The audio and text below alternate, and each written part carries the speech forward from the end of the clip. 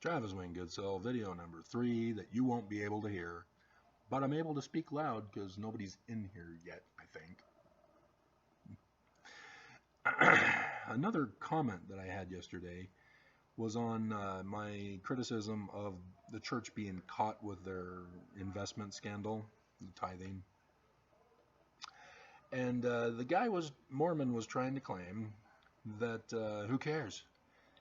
The investments benefit the Mormons. It benefits the whole church. Oh my God, you're so naive. How are you benefiting? Huh? How? How is the church rewarding you? Oh, I get blessings from the temple attendants that you have to pay for. I'm gonna be given a mansion in the celestial kingdom. Yeah, you're not getting a damn thing from the church. Oh my God. I can't believe how Mormons have become such suckers and losers, as they literally believe they're being rewarded by the church as they're having to pay the church, which is called atoning to the church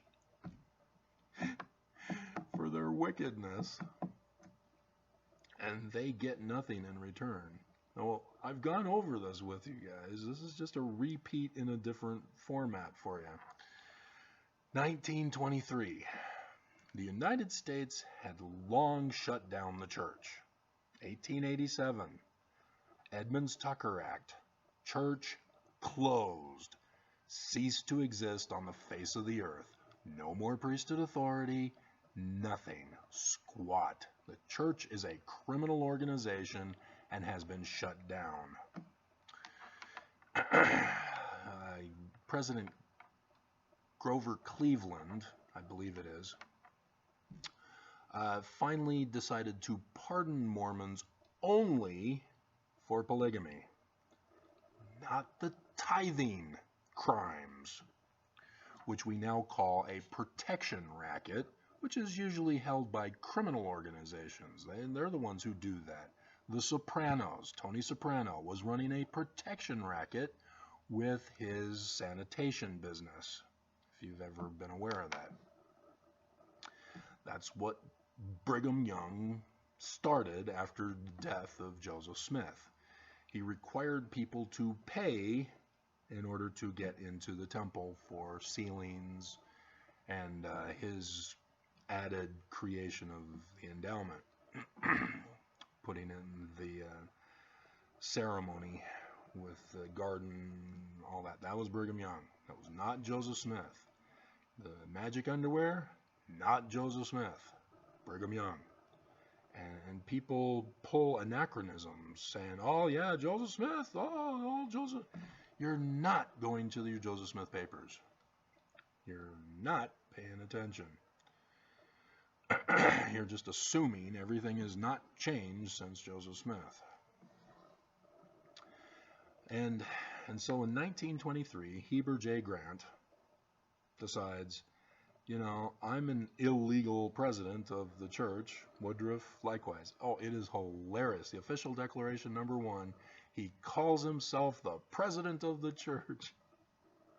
The church was shut down in 1887. What are you doing claiming to be the president? You ain't nothing. You have no authority to lead nobody.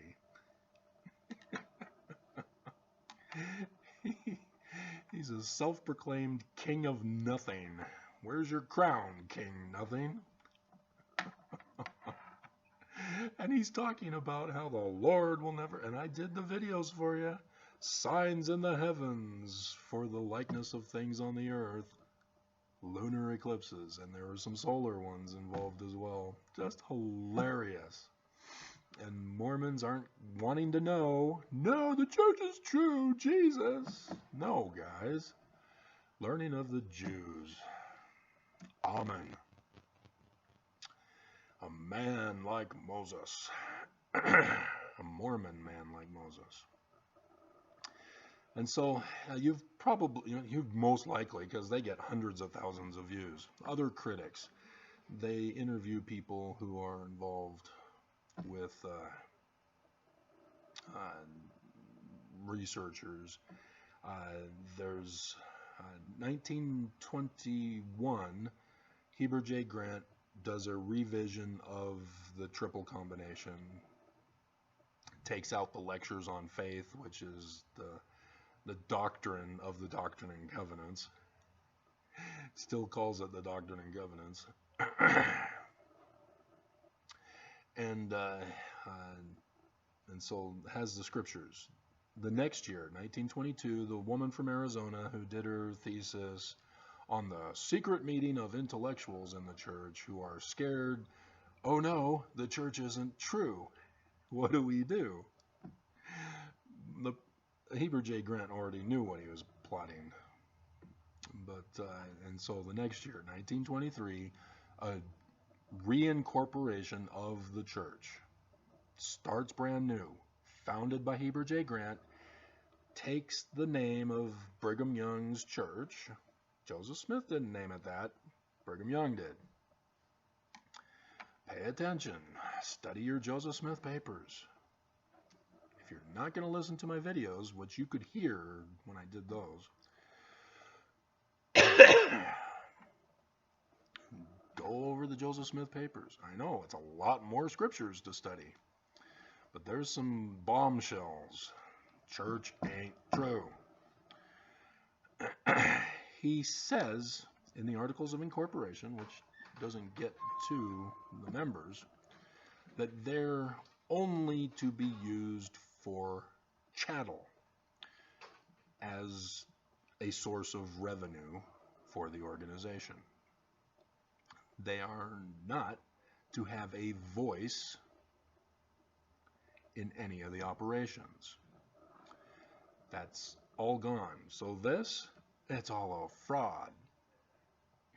They're now only for giving atonement to the church.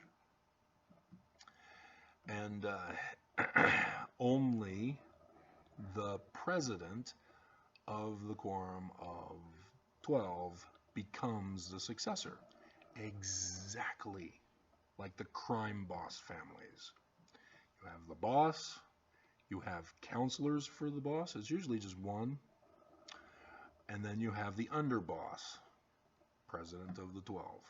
And then the lieutenants are the 12, and then soldiers would be the rest of the priesthood, and then associates are those who are not a part of the organization but are on the take. If you understand what that means, they're compromised. And the police officers, the government officers, etc., who are not in the organization.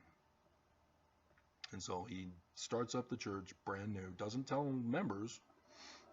They don't want to find out they have no voice anymore. And so, we do not benefit. They made sure nobody but the leaders benefit. And Harold B. Lee did a reincorporation, adding extra details, saying that when we dissolve the church, they're going to destroy it. That they have the right to launder money to offshore accounts, which the Australia case, which has been silenced, man, they got a powerful reach.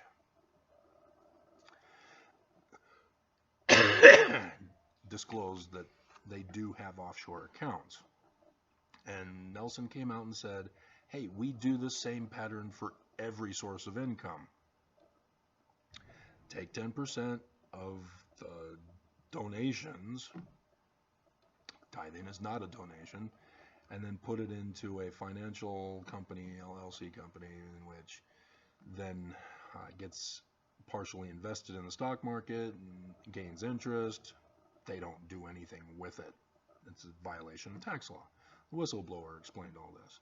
And so with the offshore accounts as part of it, then offshore accounts And so when the church sells their stocks on the stock market and it shows a loss in their financial books, they sold the money.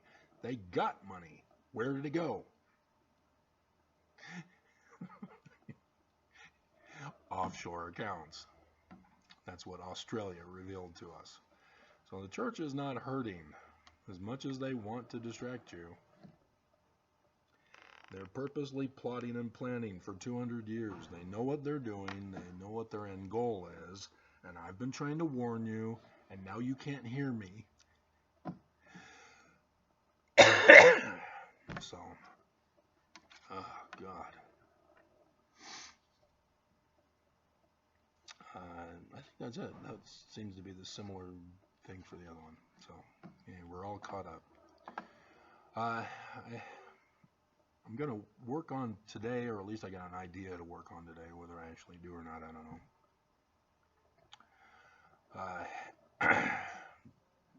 Missing signs from the sign lists and how they need to be translated. Not that anybody cares.